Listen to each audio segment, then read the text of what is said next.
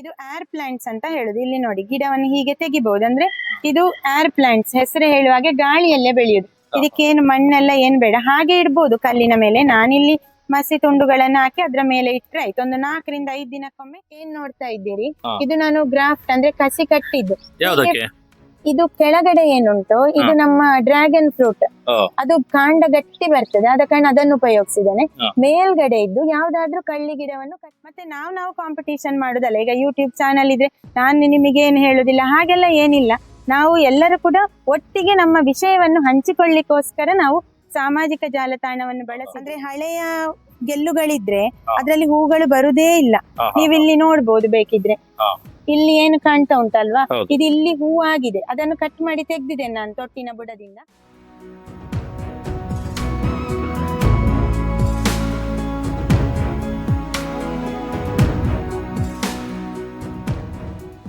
ಸಂಪೂರ್ಣ ಸಹಜ ಕೃಷಿ ಯೂಟ್ಯೂಬ್ ಚಾನಲ್ನ ಎಲ್ಲ ವೀಕ್ಷಕರಿಗೂ ನಮಸ್ಕಾರ. ನಾನು ಶಿವಪ್ರಸಾದ್ ಮಲೆಬೆಟ್ಟು.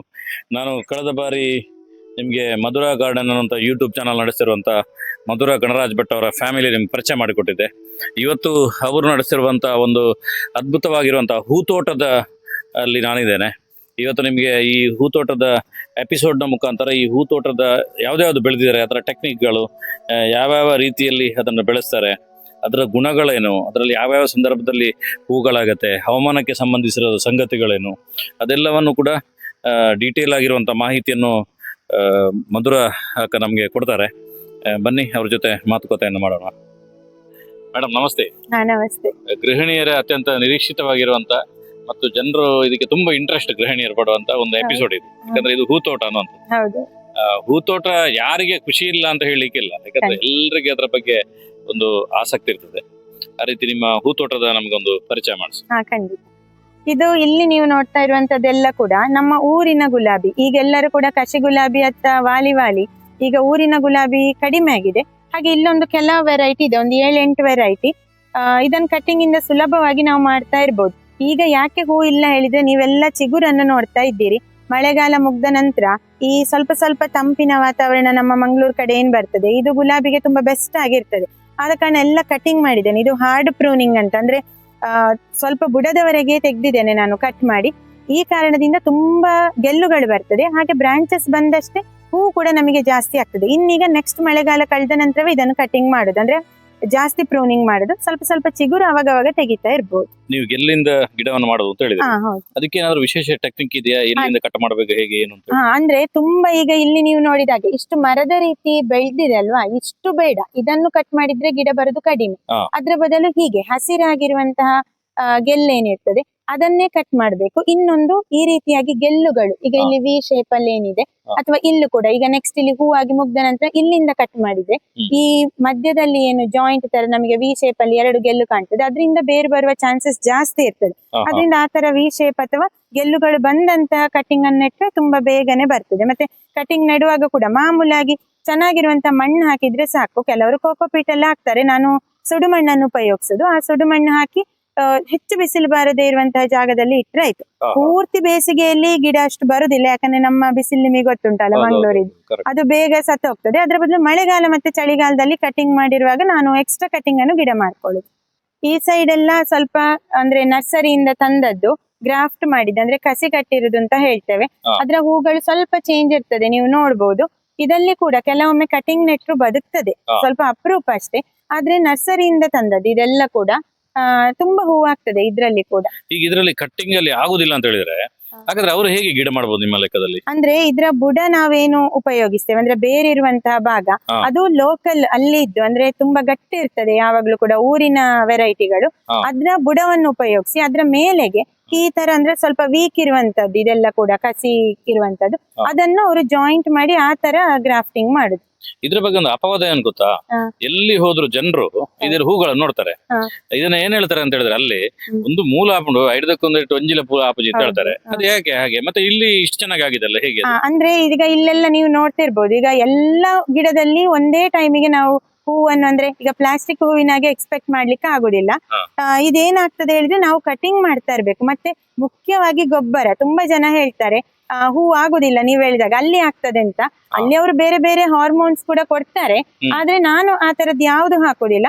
ಮೇಯ್ನ್ ಆಗಿ 15-20 ದಿನಕ್ಕೊಮ್ಮೆ ಗೊಬ್ಬರ ಹಾಕ್ಲೇಬೇಕು. ನಾನು ರಾಸಾಯನಿಕ ತುಂಬಾ ಕಡಿಮೆ ಹಾಕುದು. ನೀವು ಈ ಗಿಡದ ಬುಡದಲ್ಲೆಲ್ಲ ಮೇಲೆಯಿಂದ ನೋಡಿರ್ಬೋದು, ಅಡಿಕೆ ಸಿಪ್ಪೆ ಕಾಣ್ತಾ ಉಂಟು. ಅಂದ್ರೆ ನಾವು ಹಟ್ಟಿಗೆ ಏನು ಅಡಿಕೆ ಸಿಪ್ಪೆ ಹಾಕಿದ್ದೇವೆ ಅದೇ ಗೊಬ್ಬರವನ್ನು ತಂದು ಇಲ್ಲಿ ಮೇಲೆಯಿಂದ ಹಾಕುದು.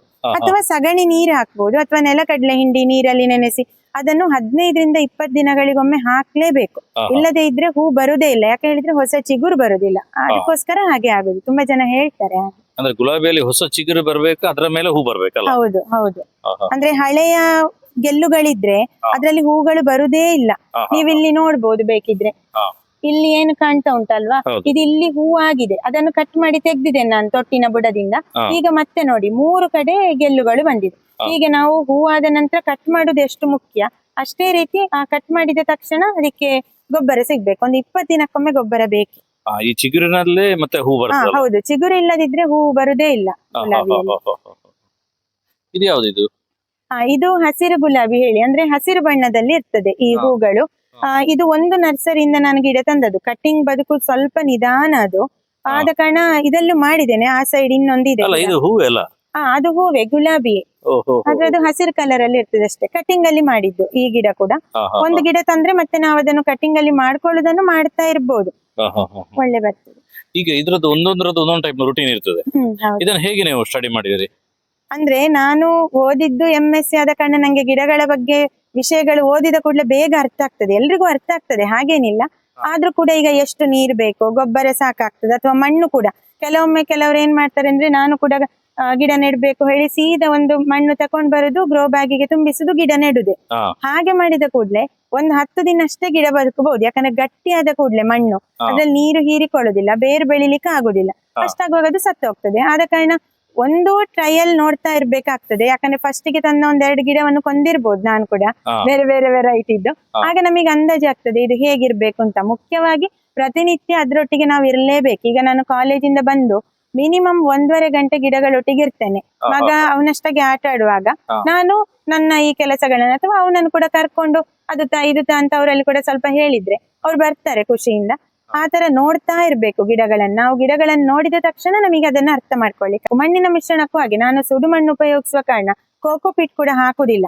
ಇಲ್ಲದಿದ್ರೆ ಮಾಮೂಲು ಮಣ್ಣು ಅಂತಾದ್ರೆ ಕೋಕೋಪೀಟ್ ಮತ್ತೆ ಸ್ವಲ್ಪ ಯಾವ್ದಾದ್ರು ಕಾಂಪೋಸ್ಟ್ ಅನ್ನು ಮಿಕ್ಸ್ ಮಾಡಿ ಹಾಕಿದ್ರೆ, ಮತ್ತೆ ಕೆಲವು ಕಡೆ ಇಷ್ಟಿಷ್ಟೇ ಪರ್ಸೆಂಟೇಜ್ ಅಂತ, ಅಷ್ಟೆಲ್ಲ ಏನು ಕಾಂಪ್ಲಿಕೇಟೆಡ್ ಇಲ್ಲ ಗಿಡಗಳನ್ನು ಸಾಕೋದು. ನಾವು ಅದನ್ನ ಸ್ವಲ್ಪ ಟೈಮ್ ಕೊಟ್ರೆ ಅದುವೇ ನಮಗೆ ಅರ್ಥ ಮಾಡಿಸ್ತದೆ. ಬಾಡಿದ್ರೆ ಏನು ಕಡಿಮೆ ಆಗಿದೆ, ಅಥವಾ ಎಲೆ ಹಣ್ಣಾದ್ರೆ ಏನು ಕಡಿಮೆ ಆಗಿದೆ. ನಾವು ಅದನ್ನ ಅರ್ಥ ಮಾಡ್ಕೊಳ್ಳೋದ್ರಲ್ಲಿ ಇರುದು, ಏನು ಸಿಲೆಬಸ್ ಓದ್ಬೇಕಂತಿಲ್ಲ.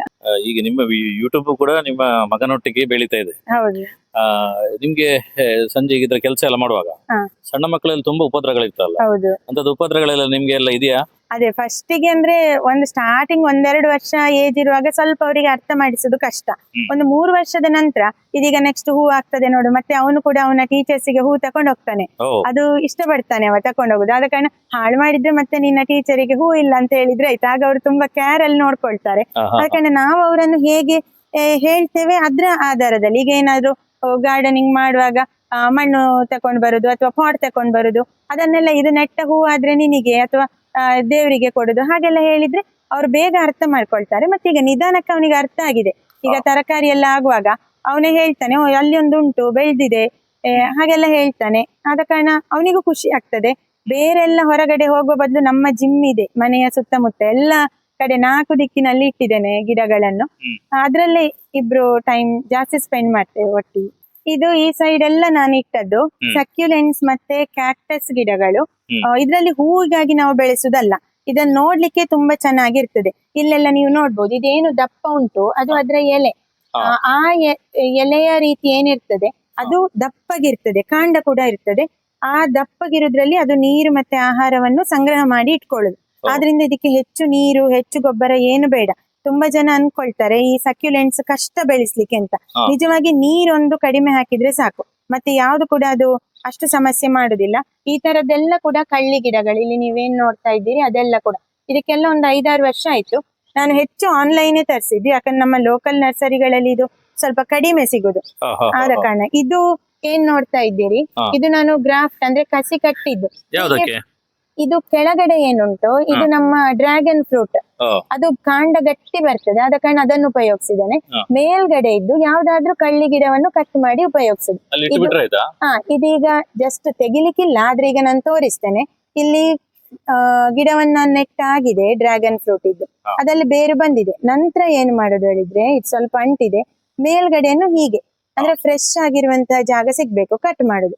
ಈ ಕ್ಯಾಕ್ಟಸ್ ಅನ್ನು ಕೂಡ ಕಟ್ ಮಾಡಿದ್ದೇನೆ, ಬೇರನ್ನು ತೆಗ್ದಿದ್ದೇನೆ. ಮತ್ತೆ ಹೀಗೆ ಇಟ್ಟು ಇಲ್ಲಿಗೆ ಒಂದು ಪ್ಲಾಸ್ಟರ್ ತರ ಏನಾದ್ರೂ ಕಟ್ಟಬಹುದು, ಕಟ್ಟದೆ ಇರ್ಬೋದು. ಈಗ ನಾನು ತೋರಿಸಿದಾಗ ಸ್ವಲ್ಪ ಹೀಗೆ ಒತ್ತಿ ಇಟ್ರೆ ಆಯ್ತು, ಹಂದಾಡಿಸಬಾರ್ದು. ಸ್ವಲ್ಪ ಟೈಟ್ ಆಗಿದ್ದಷ್ಟು ಜಾಸ್ತಿ ಚೆನ್ನಾಗಿ ಬೆಳೀತದೆ ಅದು. ಡೆಂಡ್ರೋಬಿಯಂ ಹೇಳಿ ಆರ್ಕಿಡ್ ಗಿಡಗಳಿದೆ, ಅಂದ್ರೆ ಇನ್ನೊಂದು ಮರದ ಮೇಲೆ ಬೆಳೆಯುವಂತದ್ದು ಇದು ನಿಜವಾಗಿ. ಆದ ಕಾರಣ ಇದರ ಪಾಟಿಗೆ ನಾವು ಯಾವುದೇ ರೀತಿಯ ಮಣ್ಣನ್ನು ಹೆಚ್ಚು ಹಾಕ್ಲಿಲ್ಲ. ಇದರಲ್ಲಿ ನೀವೇನ್ ನೋಡ್ತಾ ಇದ್ದೀರಿ, ಇಲ್ಲಿ ಕಾಣ್ತದೆ ನೋಡಿ, ಇದು ತೆಂಗಿನ ಸಿಪ್ಪೆ ಹಾಕಿದ್ದೇನೆ, ಅಡಿಕೆ ಸಿಪ್ಪೆ ಅಷ್ಟು ಹಾಕುದಿಲ್ಲ. ಮತ್ತೆ ಇಲ್ಲಿ ಕಾಣ್ತಾ ಉಂಟು ಚಾರ್ಕೋಲ್ ಅಂದ್ರೆ ಮಸಿ, ಆ ಮಸಿ ಮತ್ತೆ ಈ ಏನು ನಾರಿನ ಅಂಶ ಹಾಕಿದ್ರೆ ಸಾಕು. ಮತ್ತೆ ಅದೀಗ ನೋಡಿ ಬೇರು ಬರ್ಲಿಕ್ಕೆ ಶುರು ಆಗ್ತದೆ. ಇದೆಲ್ಲ ಒಂದು 5 ವರ್ಷ ಆದ ಕಾರಣ ಚೆನ್ನಾಗಿ ಬೇರು ಬಂದಿದೆ. ಹೊಸತ್ತಂತಾರೆ ಸ್ವಲ್ಪ ನಿಧಾನ. ಇಲ್ಲೆಲ್ಲ ಇದು ಬಿಗೋನಿಯ ಗಿಡಗಳು, ಇದು ಕೂಡ ಎಲೆಗೋಸ್ಕರ, ಎಲ್ಲ ಕೂಡ ಸ್ವಲ್ಪ ಸ್ವಲ್ಪವೇ. ಹೂವಿನ ಗಿಡಕ್ಕೆ ಹೆಚ್ಚು ಟೈಮ್ ಕೊಡ್ಲಿಕ್ಕೆ ಹೋದ್ರೆ ತರಕಾರಿ ಗಿಡಗಳು ಬಾಕಿ ಆಗ್ತದೆ ಹೇಳಿ ನಾನು ಇದು ಇದ್ರ ಹೂ. ಈಗೆಲ್ಲ ಮಳೆಗಾಲದಲ್ಲಿ ಹೂ ಆಗ್ತದೆ ಚಂದ. ಮತ್ತೆ ಇನ್ನೀಗ ಪುನಃ ಮೊಗ್ಗು ಬರ್ಲಿಕ್ಕೆ ಶುರುವಾಗಿದೆ. ಇನ್ನೊಂದ್ 2 ತಿಂಗಳಲ್ಲಿ ನೋಡಿ ಈ ತರ ಇದೆಲ್ಲ ಮೊದಲಾಗಿ ಹೋಗಿದೆ, ಇದೀಗ ಮೊಗ್ಗು ಬಂದಿದೆ. ಒಮ್ಮೆ ಹೂ ಆದ್ರೆ ಅದು 1 ತಿಂಗಳಿಂದ ಮೇಲೆ ಇರ್ತದೆ. ಇದಕ್ಕೆಲ್ಲ ಅಷ್ಟೇ ಅರಳಿದಂತ ಹೂ ನಿಧಾನಕ್ಕೆ ಇಲ್ಲಿ ಬುಡದಿಂದ ಬಿದ್ದೋಗಿದೆ ಹಳತ್ತು ಹೂ, ಇದು ಹೊಸತ್ತು. 1 ತಿಂಗಳ ಮೇಲೆ ಆಯ್ತಿದೆ, ಚಂದ ಕಾಣ್ತದೆ, ಬೊಕ್ಕೆ ಇಟ್ಟಾಗೆ ಕಾಣ್ತದೆ. ಹಳತ್ತು ಗಿಡ ಹೀಗೆ ಸಾಯ್ತದೆ, ಮತ್ತೆ ಇದನ್ನು ಪೂರ್ತಿ ಸತ್ತ ಮೇಲೆ ಇಲ್ಲಿಂದ ಕಟ್ ಮಾಡಿ ತೆಗಿಬಹುದು. ಹೊಸ ಚಿಗುರು ಇಲ್ಲಿ ಬರ್ತಾ ಉಂಟು. ಇದಕ್ಕೂ ಅಷ್ಟೇ ಗೊಬ್ಬರ ಅಂತ ಏನಿಲ್ಲ, ಅಕ್ಕಿ ತೊಳೆದ ನೀರು ಮಾತ್ರ ಹಾಕುದು ನಾನು. ಅದು ಒಬ್ರು ನನ್ನ ಫ್ರೆಂಡ್ ಹೇಳಿದ್ರು, ಅದೇ ಸೋಷಿಯಲ್ ಮೀಡಿಯಾ ನೋಡಿ ಅವ್ರು ಹೇಳಿದ್ರು ಇದನ್ನ ಹಾಕ್ಬಹುದು ಅಂತ. ಮತ್ತೆ ಇದು ನೀವೇನ್ ಗಿಡ ನೋಡ್ತೀರಿ, ಇದು ವೇಸ್ಟ್ ನಮ್ಮ ಮಾಪ್ ಬರ್ತದಲ್ವಾ ಅದ್ರದ್ದಷ್ಟೇ, ಪಾಟಿನ ಹಾಗೆ. ಅಂದ್ರೆ ಇದು ಫುಲ್ ತೂತು ಇರ್ಬೇಕು. ಇದು ಏರ್ ಪ್ಲಾಂಟ್ಸ್ ಅಂತ ಹೇಳುದು. ಇಲ್ಲಿ ನೋಡಿ ಗಿಡವನ್ನು ಹೀಗೆ ತೆಗಿಬಹುದು. ಅಂದ್ರೆ ಇದು ಏರ್ ಪ್ಲಾಂಟ್ಸ್, ಹೆಸರು ಹೇಳುವಾಗೆ ಗಾಳಿಯಲ್ಲೇ ಬೆಳೆಯುದು. ಇದಕ್ಕೇನು ಮಣ್ಣೆಲ್ಲ ಏನ್ ಬೇಡ, ಹಾಗೆ ಇಡ್ಬೋದು ಕಲ್ಲಿನ ಮೇಲೆ. ನಾನಿಲ್ಲಿ ಮಸಿ ತುಂಡುಗಳನ್ನ ಹಾಕಿ ಅದ್ರ ಮೇಲೆ ಇಟ್ರೆ ಆಯ್ತು. ಒಂದು 4 ರಿಂದ 5 ದಿನಕ್ಕೊಮ್ಮೆ ನೀರು ಸ್ಪ್ರೇ ಮಾಡುದು. ಯಾವ ಗೊಬ್ಬರ ಎಂತ ಕೂಡ ಬೇಕಾಗುದಿಲ್ಲ. ಇಲ್ಲಿ ಕೂಡ ಇನ್ನಷ್ಟು ಕೆಲವು ವೆರೈಟಿ ಇದೆ. ಇದನ್ನ ನಾವು ಸ್ಪ್ಯಾನಿಶ್ ಮಾಸ್ ಅಂತ ಹೇಳುದು. ಇದು ಕೂಡ ಹಾಗೆ, ಈಗ ನೇತ್ ಹಾಕಿದ್ರೆ ಆಯ್ತು, ಸ್ಪ್ರೇ ಮಾಡಿದ್ರೆ ಆಯ್ತು ನೀರು ಅಷ್ಟೇ. ಇದಕ್ಕೇನು ಗೊಬ್ಬರ ಅದಿದೆಲ್ಲ ಏನ್ ಬೇಡ,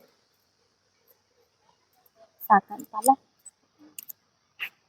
ಇದು ಯುಫೋರ್ಬಿಯಾ ಹೇಳಿ ಕಳ್ಳಿಯ ಜಾತಿಯೇ, ಸುಲಭ. ಇದು ನೀರು ಮಾತ್ರ ಹೆಚ್ಚಾಗಬಾರ್ದು ಅಷ್ಟೇ. ಇದರಲ್ಲಿ ಚಂದ ಹೂಗಳಾಗ್ತದೆ. ಹದವಾದ ಬಿಸಿಲಿಂದ ಹಿಡಿದು ತುಂಬಾ ಬಿಸಿಲಿದ್ರು ಕೂಡ ಚಂದ ಬರ್ತದೆ. ಅದರಲ್ಲಿ ಹೂವಿನ ಸೈಜ್ ಕೆಲವೊಂದು ಸಣ್ಣದಿರ್ತದೆ, ಕೆಲವೊಂದು ದೊಡ್ಡದು, ಆ ರೀತಿ ಇರ್ಬೋದು. ಇದು ಸಣ್ಣದು, ಇದು ಕೂಡ ಸಣ್ಣದು, ಇದು ದೊಡ್ಡದು, ಅದು ಕೂಡ ಹಾಗೆ. ಅದು ಬೀಜದಿಂದ ಕೂಡ ಅಲ್ಲಲ್ಲಿ ಹುಟ್ತಾ ಇರ್ತದೆ. ಅದನ್ನು ಬೇಕಿದ್ರೆ ನಾವು ಬೆಳೆಸ್ಕೊಳ್ಬಹುದು, ಇಲ್ಲರ ಕಟ್ಟಿಂಗ್ ಇಂದ ಸುಲಭದಲ್ಲಿ ಮಾಡ್ಬೋದು. ಹಾಗೆ ಇಲ್ಲಿ ಇದೊಂದು ನನ್ನದು ಟ್ರಯಲ್ ಕಾರ್ನರ್, ಅಂದ್ರೆ ಬೋನ್ಸಾಯಿ ಮಾಡುದು ಹೇಳಿ. ಈಗ ಹೊರಗಡೆ ಎಲ್ಲ ನಾವು ನೋಡ್ತಾ ಇರ್ತೇವೆ, ಬೋನ್ಸಾಯಿ ಗಾರ್ಡನ್ ಗಳೇ ಇರ್ತದೆ. ಈಗ ಫಸ್ಟಿಗೆ ಈ ತರ ಯಾವ್ದಾದ್ರು ಗಿಡವನ್ನು ಬೆಳೆಸ್ಕೊಳ್ಳೋದು. ಇದೆಲ್ಲ ಮಾಮೂಲಾಗಿ ನಾವು ಹುಣಸೆ ಹುಳಿ ಉಪಯೋಗಿಸಿ ಬಿಸಾಡಿರ್ತೇವಲ್ಲ, ಅದ್ರಲ್ಲಿ ಆ ನಾರಿನೊಟ್ಟಿಗೆ ಬೀಜ ಇದ್ದದ್ದು ಹುಟ್ಟಿಕೊಂಡಿರ್ತದೆ. ಅದನ್ನು ಈ ತರ ಕಟ್ ಮಾಡ್ತಾ 1-2 ವರ್ಷ ಒಂದು ದೊಡ್ಡ ಪಾಟ್ ಅಲ್ಲಿ ಇಡುದು.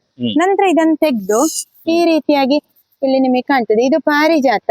ಇದನ್ನು ಹೀಗೆ ತೆಗೆದು ಇಟ್ರೆ ಮೇಲಿಂದೆಲ್ಲ ಇನ್ನು ಹೊಸ ಬೇರುಗಳು ಬರ್ತದೆ. ಮತ್ತೆ ಕಾಂಡ ತುಂಬಾ ದಪ್ಪಗೆ. ಇದು ಕೂಡ ಹಾಗೆ, ಇದೇ ರೀತಿ ಪಾಟ್ ಅಲ್ಲಿ ಇದ್ದದನ್ನು ನಾನು ತೆಗೆದು ಹಾಕಿದ್ದು. ಹೂ ಕೂಡ ಆಗ್ತದೆ ನೋಡಿ, ಇಲ್ಲಿ ಮೊಗ್ಗು ಬಂದಿದೆ ಪಾರಿಜಾತದ್ದು, ಇನ್ನು ಹೂ ಆಗ್ತದೆ ಇದಲ್ಲಿ. ಹಾಗೆ ಇದು ಒಂದು ಕೇಪುಳ ಗಿಡ, ಇದಕ್ಕೂ ಕೂಡ ಸುಮಾರು ಒಂದು 3 ವರ್ಷ ಆಯ್ತು. ಇದು ಬೋನ್ಸಾಯಿ ಪಾಟ್ ಅಂತ, ಕಡಿಮೆ ಆಳ ಇರುದಲ್ಲಿ ಆಗ್ಬೇಕು, ಬೇರುಗಳು ಅಗಲವಾಗಿ ಬರುವ ಹಾಗೆ ಇರ್ತದೆ. ಇದಕ್ಕೆ ಮಾಮೂಲಾಗಿ ಏನು ಗೊಬ್ಬರ ಕೊಟ್ಟರು ಕೂಡ ನಡೀತದೆ. ಇದಲ್ಲೂ ಕೂಡ ಹೂ ಆಗ್ತದೆ. ಈಗ ಕಟಿಂಗ್ ಮಾಡಿದ್ದೇನೆ, ಇನ್ನು ಚಿಗುರಲ್ಲಿ ಹೂ ಬರ್ತದೆ. ಮತ್ತೆ ಬೋನ್ಸಾಯಿ ಮಾಡ್ಲಿಕ್ಕೆ ಫಸ್ಟ್ ಉಪಯೋಗಿಸೋದು ಅಶ್ವತ್ಥ ಗಿಡ. ತುಂಬಾ ಜನ ಹೇಳ್ತಾರೆ ಅಶ್ವತ್ಥವನ್ನು ಪೂಜೆ ಮಾಡ್ಬೇಕಂತ, ಬಟ್ ನೆಟ್ಟು ಬೆಳೆಸೋದ್ರ ಮೂಲಕ ಕೂಡ ನಾವು ಪೂಜೆ ಮಾಡ್ಬೋದು. ಅಂದ್ರೆ ಇದ್ ನಾನು ಬೇಕಾಗಿರುವಂತಹ ಗಿಡ ತಂದದ್ದಲ್ಲ. ಅಲ್ಲಿ ಇಲ್ಲಿ ಯಾರು ಕಾಂಪೌಂಡ್ ಅಲ್ಲೆಲ್ಲ ಬೆಳೆದ್ರೆ ಅವ್ರು ಹೇಳ್ತಾರೆ ಗಿಡ ಇದನ್ನ ಬಿಸಾಡುದು ಅಥವಾ ತೆಗಿಯುದು ಅಂತ. ಆ ತರದ ಗಿಡವನ್ನು ತಂದು ನೆಟ್ರೆ ಚಂದ ಬರ್ತದೆ. ಇದ್ರ ಬುಡ ನೋಡಿ, ಸಣ್ಣದಿರುವಾಗ್ಲೇ ನಾವು ಈ ರೀತಿಯಾಗಿ ಬೆಂಡ್ ಮಾಡಿದ್ರೆ ವಯರ್ ಉಪಯೋಗಿಸಿ, ಹೀಗೆ ಮತ್ತೆ ದೊಡ್ಡದಾಗುವಾಗ್ಲೂ ಹಾಗೆ ಇರ್ತದೆ. ಮತ್ತೆ ಈ ಸೈಡ್ ಎಲ್ಲ ಒಂದು ಸೈಡ್ ಅಲ್ಲಿ ಅಡೇನಿಯಂ ಅಂತ ಹೇಳ್ತೇವೆ. ಅಂದ್ರೆ ಅದನ್ನು ಮರುಭೂಮಿಯ ಗುಲಾಬಿ ಅಂತ ಕರೀತಾರೆ. ಯಾಕೆ ಹೇಳಿದ್ರೆ ಇದು ಮರುಭೂಮಿಯಲ್ಲಿ ಅಂದ್ರೆ ಹೆಚ್ಚು ನೀರು ಬೇಡ, ಮರಳು ಜಾಸ್ತಿ ಬೇಕು. ಆ ತರದ ಪಾಟಿಂಗ್ ಮಿಕ್ಸ್ ಅನ್ನು ಉಪಯೋಗಿಸಿ ನಾವು ಗಿಡ ನೆಟ್ರೆ ಆಯ್ತು. ಬಿಸಿಲು ಚೆನ್ನಾಗಿ ಬೀಳ್ತಾ ಇರುವಂತಹ ಜಾಗದಲ್ಲಿ ಇಟ್ರೆ ತುಂಬಾ ಹೂಗಳು ಬರ್ತದೆ. ಎಷ್ಟು ಬಗೆದ್ದು ಇದೆ ಇದರಲ್ಲಿ? ಇದರಲ್ಲಿ ಒಂದು 10-12 ಬಗೆದಿರ್ಬೋದು. ಕೆಲವುದ್ರಲ್ಲಿ ಈಗ ಹೂ ಆಗ್ಲಿಕ್ಕೆ ಸ್ಟಾರ್ಟ್ ಆಗಿದೆ. ಅದರಲ್ಲಿ ಎಸಳು ಜಾಸ್ತಿ ಇರುದು, ಕಡಿಮೆ ಇರುದು, ಲೋಕಲ್ ವೆರೈಟಿ ಕೂಡ ಉಂಟು. ಕಟಿಂಗ್ ಇಂದ ಮಾಡ್ಬೋದು. ಇಲ್ಲಿ ನೆಟ್ ಇದೆ ನೋಡಿ, ಇದು ಕಟಿಂಗ್ ನೆಟ್ಟದ್ದು. ಈ ಕಟಿಂಗ್ ಅಲ್ಲಿ ಬರ್ತದೆ, ಆದ್ರೆ ಬುಡ ದಪ್ಪ ಆಗ್ಲಿಕ್ಕೆ ತುಂಬಾ ಟೈಮ್ ತಕೊಳ್ತದೆ. 1-2-3 ವರ್ಷ ತಕೊಳ್ತದೆ. ಬೀಜದಿಂದ ಕೂಡ ಮಾಡ್ಬೋದು, ಅದ್ರಲ್ಲಿ ಬೀಜ ಬರ್ತದೆ. ಇದು ಬೀಜದಿಂದ ಮಾಡಿದ್ದು. ಇದ್ರ ಬುಡ ಈಗಲೇ ದಪ್ಪ ಇರ್ತದೆ, ದೊಡ್ಡ ಆಗುವಾಗ ಇನ್ನು ಕೂಡ ಚೆನ್ನಾಗಿ ಬರ್ತದೆ. ಮಳೆಗಾಲದಲ್ಲಿ ಮಾತ್ರ ಚಾಲೆಂಜಿಂಗ್ ಅಷ್ಟೇ. ಬೇರೆ ದೇಶದ ಗಿಡಗಳಿಗೆ ನೀರು ಜಾಸ್ತಿ ಬೇಕಾಗುದಿಲ್ಲ, ನಮ್ಮ ಮಳೆ ಬೀಳದಾಗೆ ನೋಡ್ಕೊಳ್ಬೇಕು ಅಷ್ಟೇ. ನೋಡಿ ಸ್ನೇಹಿತರೆ, ಒಂದು ಡೀಟೇಲ್ ಆಗಿರುವಂತ ಹೂವಿನ ಬಗ್ಗೆ ಮಾಹಿತಿಯನ್ನು ಕೇಳಿದ್ರು. 2 ಕಾರಣಕ್ಕೋಸ್ಕರ ನನ್ನ ಹತ್ರ ಪ್ರಶ್ನೆಗಳಿರ್ಲಿಲ್ಲ. ಯಾಕಂದ್ರೆ ಒಂದು, ನಂಗೆ ಹೂವಿನ ಬಗ್ಗೆ ಗೊತ್ತಿಲ್ಲ. ಇನ್ನೊಂದೇನಂತ ಹೇಳಿದ್ರೆ, ನೀವು ಕೂಡ ಯೂಟ್ಯೂಬರ್, ಅಂದ್ರೆ ನಿಮ್ಗೆ ನಮ್ಮ ಯಾವ ಪ್ರಶ್ನೆ ಬರ್ಬೋದು ಅಂತ ಹೇಳಿ ಗ್ರಹಿಸಿ ನೀವು ಅದಕ್ಕೆ ಉತ್ತರವನ್ನು ಹೋಗ್ತಿದ್ರಿ. ಆದ್ರೆ ನಮ್ಗೆ ಹೊಂಗುಟ್ಟದು ಮಾತ್ರ ಕೆಲಸ. ಹಾಗೆ ಒಂದು ಅತ್ಯುತ್ತಮವಾಗಿರೋ ಮಾಹಿತಿಯನ್ನು ಕೊಟ್ಟಿದ್ರಿ. ನಮ್ಮ ಚಾನಲ್ ಕೂಡ ನೀವು ನೋಡ್ತಿದ್ರಿ ತುಂಬಾ ಸಮಯದಿಂದ. ಏನನ್ಸತ್ತೆ ಈ ರೀತಿ ನಮ್ಮಂತ ಎಷ್ಟೋ ಚಾನಲ್ಗಳಿದೆ, ಈಗ ನೀವಿದ್ದೀರಿ, ನಾವಿದ್ದೀವಿ, ನಾನು ತುಂಬಾ ಜನರನ್ನು ನೋಡಿದ್ದೇನೆ. ತುಂಬಾ ಜನರು ಒಳ್ಳೆ ಕೃಷಿ ಮತ್ತೆ ಈ ರೀತಿ ಹೂವಿನ ತೋಟ, ಕೈ ತೋಟದ ಬಗ್ಗೆ ಜನರಿಗೆ ಒಂದು ಅವೇರ್ನೆಸ್ ಕೊಡಬೇಕು ಅಂತ ಹೇಳಿ ಒಂದು ಸ್ಪಷ್ಟವಾಗಿರುವಂತ ಒಂದು ಯೋಚನೆ ಇಟ್ಕೊಂಡು ಕೆಲಸ ಮಾಡ್ತಿದ್ದಾರೆ. ಈ ರೀತಿ ಚಾನಲ್ಗಳೆಲ್ಲ ನಿಮ್ಗೆ ಯಾಕೆ ಸಮಾಜಕ್ಕೆ ಬೇಕು ಅಂತ ಅನ್ಸುತ್ತೆ? ಅಂದ್ರೆ ಈಗ ನಾನು ಗಿಡ ಬೆಳೆಸ್ತಾ ನನ್ನಷ್ಟಗೆ ಇದ್ರೆ ನಿಮಗೆ ನನ್ನ ಅಂದ್ರೆ ಗೊತ್ತಾಗ್ತಿರ್ಲಿಲ್ಲ, ಪರಿಚಯ ಆಗ್ತಿರ್ಲಿಲ್ಲ. ಇದು ನಾನು ಸೋಷಿಯಲ್ ಮೀಡಿಯಾ ಇರುದೇ ಅದಕ್ಕೆ. ಈಗ ಸಾಮಾಜಿಕವಾಗಿ ನಾವು ತೊಡಗಿಸ್ಕೊಳ್ತೇವೆ ಎಷ್ಟು, ಅದೇ ರೀತಿಯಾಗಿ ಸೋಷಿಯಲ್ ಮೀಡಿಯಾದಲ್ಲಿ ನಾವು ಈ ತರದ ಪೋಸ್ಟ್ ಗಳನ್ನ ಹಾಕ್ತಾ ಇದ್ರೆ, ಅಂದ್ರೆ ಕೇವಲ ಎಂಟರ್ಟೈನ್ಮೆಂಟ್ ಮಾತ್ರ ಅಲ್ಲ, ಇದು ಕೂಡ ಎಂಟರ್ಟೈನ್ಮೆಂಟ್ ಅಂತ ಜನಕ್ಕೆ ಗೊತ್ತಾಗ್ಲಿಕ್ಕೆ ಶುರು ಆಗ್ಬೇಕಿದ್ರೆ ಗಿಡ ಬೆಳೆಸ್ಲಿಕ್ಕೆ ಶುರು ಮಾಡ್ಬೇಕು. ಮತ್ತೆ ನಾವು ಕಾಂಪಿಟೇಷನ್ ಮಾಡುದಲ್ಲ. ಈಗ ಯೂಟ್ಯೂಬ್ ಚಾನಲ್ ಇದ್ರೆ ನಾನು ನಿಮಗೆ ಏನು ಹೇಳುದಿಲ್ಲ, ಹಾಗೆಲ್ಲ ಏನಿಲ್ಲ. ನಾವು ಎಲ್ಲರೂ ಕೂಡ ಒಟ್ಟಿಗೆ ನಮ್ಮ ವಿಷಯವನ್ನು ಹಂಚಿಕೊಳ್ಳಿಕ್ಕೋಸ್ಕರ ನಾವು ಸಾಮಾಜಿಕ ಜಾಲತಾಣವನ್ನು ಬಳಸಿದ್ರೆ ಖಂಡಿತ ನಮಿಗೂ ಖುಷಿ ಇರ್ತದೆ. ಹಾಗೆ ಸಾಮಾಜಿಕ ಜಾಲತಾಣದಲ್ಲಿ ಕೂಡ ಬೇಕಾದಂತಹ ಇನ್ಫಾರ್ಮೇಶನ್ ಅನ್ನು ಹಂಚಿಕೊಳ್ಬಹುದು ಅಂತ ಅನ್ಕೊಳ್ತೇನೆ. ಹಾಗೆ ನೀವು ಬಂದಿದ್ದೀರಿ, ನಿಮ್ಗೂ ಕೂಡ ಧನ್ಯವಾದ ಹೇಳಲಿಕ್ಕೆ ಇಷ್ಟಪಡ್ತೇನೆ. ಧನ್ಯವಾದಗಳು.